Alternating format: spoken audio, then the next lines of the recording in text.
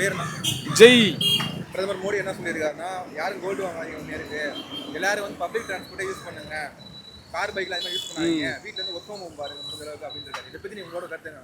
Gold idea இல்லை, ஆனால் இப்போ டிரான்ஸ்போர்ட் வந்து நம்ம பஸ்ஸில் நாங்கள் போக முடியாது, ட்ரெயினில் நாங்கள் அதிகம் போக முடியாது, அதிகம் பைக்கு தான் நாங்கள் யூஸ் பண்ணணும். புரியுதுங்களா? இப்போ ஒர்க் ஃப்ரம் ஹோம் பார்க்க சொல்றாரு. அதை பற்றி என்ன நினைக்கிறீங்க? ஒர்க் ஃப்ரம் ஹோம் பாருங்க, எல்லாரும் வீட்டில் இருந்து ஒர்க் ஃப்ரம் ஹோம் பாருங்கன்றாரு. இப்போ நீங்கள் என்ன ஜாப் பாருங்க? உங்களுக்கு ஒர்க் நாங்கள் பப்ளிக்கில் தானே, வெளியே தானே வரணும் ஒர்க் பண்ணுறது. வீட்டில் என்ன இருக்குது ஒர்க் பண்ணுறதுக்கு? வீட்டில் இருந்து உங்களால் ஒர்க் பண்ண முடியாது. ஒர்க் பண்ணாது. வீட்டில் இருந்து நல்லா ஐடியில் வளர்த்துறாங்க. Idea first of all gold வாங்காமல் இருக்கவே முடியாது. ஏன்னா நிறைய பேர் ஃபங்க்ஷன்ஸ், கல்யாணம் எல்லாமே நடக்குது.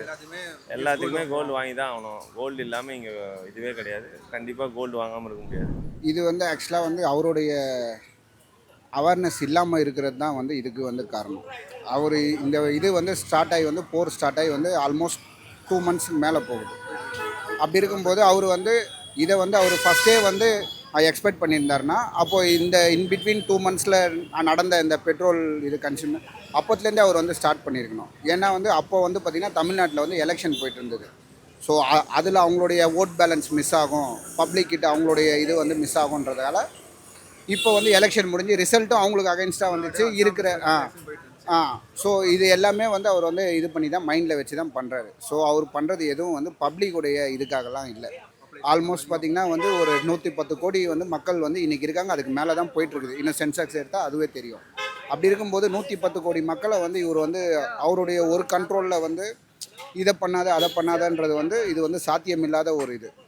முடிஞ்சளவு வந்து அவர் வந்து நெக்ஸ்ட்டு வந்து என்ன பண்ணணும்னா வந்து நம்மளுடைய ஓன் ப்ரொடக்ஷனில் வந்து இப்போ வந்து பயோகேஸ் வருது, அதை வந்து வெஹிக்கிளில் வந்து அவர் இம்ப்ளிமெண்ட் பண்ணணும். இப்போ லைக் அப்துல் கலாம் எப்படி பண்ணார், எல்லாமே வந்து ஒரு எக்ஸ்ட்ரீம் வியூவோட தான் பார்த்தாரு.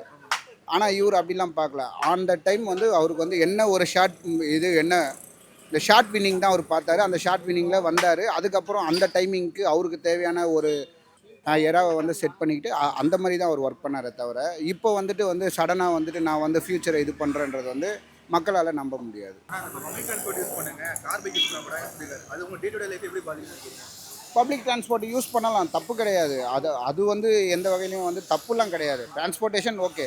அந்த பப்ளிக் டிரான்ஸ்போர்ட்டுக்கு உண்டான வந்து ரோடு ஃபெசிலிட்டி இங்கே தந்திருக்காங்களா? அதுக்கேற்ற வந்து இப்போ ஃபார் எக்ஸாம்பிள் வந்து காரில் போகிறவங்க காரில் தான் போகிறாங்க, பைக்கில் போகிறவங்க பைக்கில் போகிறாங்க. நான் இங்கேருந்து இப்போ வந்து பாரிஸ் போனேன்னா பஸ்ஸில் போனேன்னா அந்த பஸ்ஸுக்கு வந்து பார்த்திங்கன்னா நான் வந்து ஒரு 10 நிமிஷம் நிற்கணும்.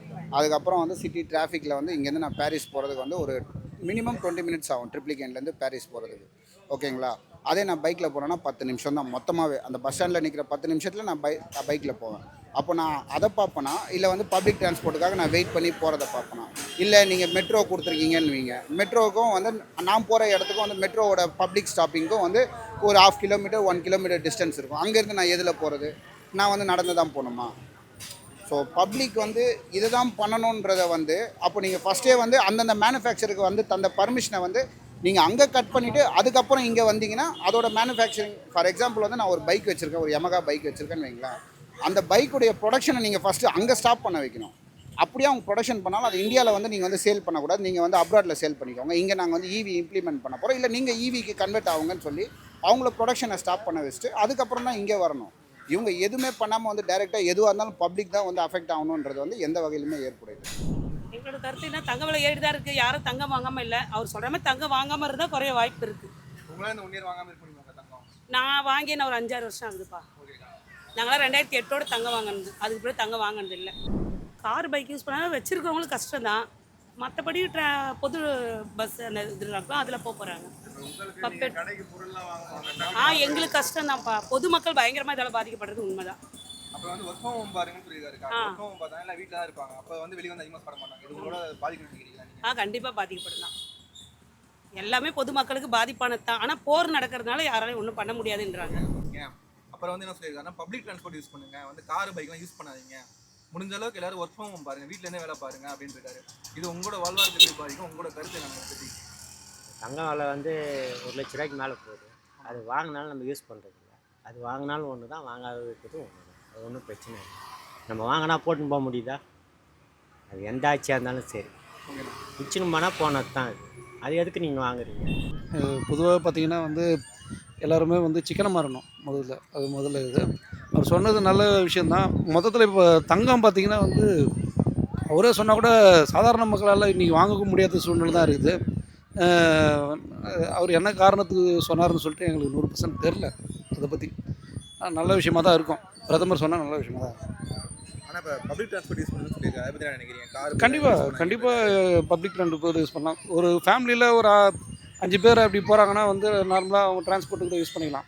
பட் சிங்கிளாக போகிறவங்க மேக்ஸிமம் பார்த்தீங்கன்னா பப்ளிக் டிரான்ஸ்போர்ட் யூஸ் பண்ணலாம். இன்றைக்கி தான் மெட்ரோ மற்றபடி எல்லாமே எல்லா வசதியும் வந்து இன்றைக்கி மேக்ஸிமம் சிட்டியில் எல்லாமே இருக்குது. அதனால் வந்து பப்ளிக் டிரான்ஸ்போர்ட்டு நார்மலாக எல்லாமே யூஸ் பண்ணலாம். இதே வந்து தான் வந்து 1967 வந்து இவங்க சொன்னாங்க, இந்திரா காந்தி. ஓகேண்ணா. அப்போ எல்லோரும் ஏற்றுட்டாங்க. இப்போ நமக்குன்னு ஒரு சர்க்கம்ஸ்டன்ஸ் இருக்குது. நம்ம இப்போ ஏற்கனவே வந்து நிறையா வந்து அன்னெசரியாக தான் ஸ்பெண்ட் பண்ணிகிட்டு இருக்கோம். ஏன்னா 1 இயருக்கு வாங்காதேன்னு சொல்லிடுறாரு, அவள் தானே. இந்த கோல்டு வாங்கி நீங்கள் வீட்டில் வைக்கிறீங்க, இது தொலைஞ்சு போகுதுன்னு உடனே கம்ப்ளைண்ட் கொடுக்குறீங்க, எல்லாம் பிரச்சனை தான் வருது.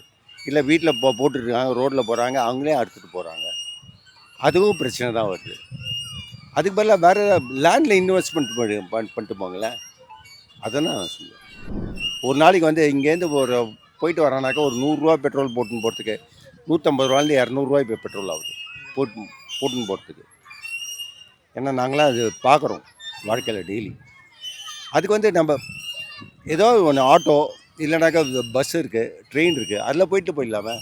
ஆனால் என்ன ஒன்றுனாக்கா எல்லா கவர்மெண்ட் சர்வெண்ட்டுமே கொஞ்சம் அந்த ட்ரெயின் பஸ்ஸு இதை அவங்க ஃபாலோ பண்ணாங்க, ஃபினிஷ்டு. அதே மாதிரி வந்து எல்லோரும் கவர்மெண்ட் சர்வெண்ட்ஸுக்கு எல்லாருக்குமே வந்து குவார்ட்டர்ஸ்ன்னு கொடுக்குறாங்க. அங்கேருந்து ஒரே ஒரு பஸ்ஸு எல்லோரும் ஒன்றா சேர்ந்து போகலாம்ல. இதை இங்கேருந்து பார்த்தீங்கன்னா வச்சுக்க, ஏன்னா நான் பார்க்குறோம் பெல்ஸ் ரோட்டில் எல்லாத்துலேயுமே எம்எல்ஏக்கு பஸ்ஸுன்னு ஒன்று அனுப்புகிறாங்க. அதே மாதிரி அங்கேருந்து வர்றாங்க எல்லோரும் ஒரே பஸ்ஸு, எல்லாம் ஏறி போயிட்டு திருப்பி வரலாமே. எல்லாருக்கும் ஒரு காரு. தங்கம் வாங்க கூடாதுன்னு ஒரு வருஷம் சொல்லியிருக்காரு. நான் இப்போ வந்து இந்தியாவில் வந்து ஃபெஸ்டிவல்ஸ் தான் நடக்குது, மேரேஜ்னா கூட தங்கம் வாங்குறாங்க எல்லாரும். அதை பற்றி நினைக்கிறேன், பாதிக்கப்படாது சார். அதெல்லாம் தப்பு சார். 1 வருஷத்துக்கு தான் சொல்லியிருக்காரு. 1 வருஷத்துக்கு முன்னாடியே வந்து கல்யாணன்றது வந்து முடிவு பண்ணிவிடுவாங்க. அந்த 1 வருஷத்தில் வந்து யாருமே பண்ண மாட்டாங்க.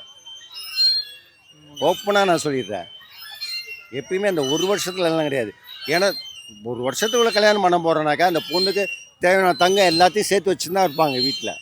அதாவது நம்மளும் ஒரு காமன் சென்ஸோடு பேசணும். இல்லை, இந்த 1 இயர்க்குள்ளே வந்து இப்போது ஜுவல்ஸ் வாங்க வேணான்னு சொல்லி ஸ்டாப் பண்ண வச்சுருக்காங்க. இப்போ நிறைய பேர் வந்து மேரேஜ்லாம் வச்சுருப்பாங்க, வீட்டில் எதனா ஃபங்க்ஷன்ஸ் இருக்கும். இப்போ இதெல்லாம் அவாய்ட் பண்ண முடியாது, கம்பல்சரி நமக்கு செஞ்சுருப்பாங்க, நம்மளும் திருப்பி செய்யணும் அவங்களுக்கு. இப்போ 1 இயர்க்கு வாங்க வேணான்னு சொல்கிறாங்க, இதுக்கப்புறமா வந்து ரேட் கம்மி ஆகுமா அப்படின்னு நமக்கு எந்த இதுவும் இல்லை. ஒர்க் ஃப்ரம்னாக்கா அந்த கவர்மெண்ட் ஸ்டேஜில் ஒர்க் பண்ணுறவங்களுக்குலாம் வந்து அது ஒரு பெரிய விஷயமா தெரியாது. அதுமாதிரி ஐடியில் ஒர்க் பண்ணுறவனாக்கா வீட்டில் வச்சு அவங்க ஒர்க் பண்ணுறதுனா அவங்களுக்கு வந்து ப்ராப்ளம். அந்த சின்ன சின்ன சிறு தொழில் செய்கிறவங்க அவங்க வந்து வாழ்வாதாரம் அதை நம்பி தான் இருக்காங்க. இப்போ அவங்களாம் வந்து டெய்லி வந்து போனால் தான் அவங்களுக்கு வந்து அது வருமானன்ற மாதிரி இருக்கும். இப்போ அவங்களுக்கெல்லாம் ரொம்ப கஷ்டமாகிடாது.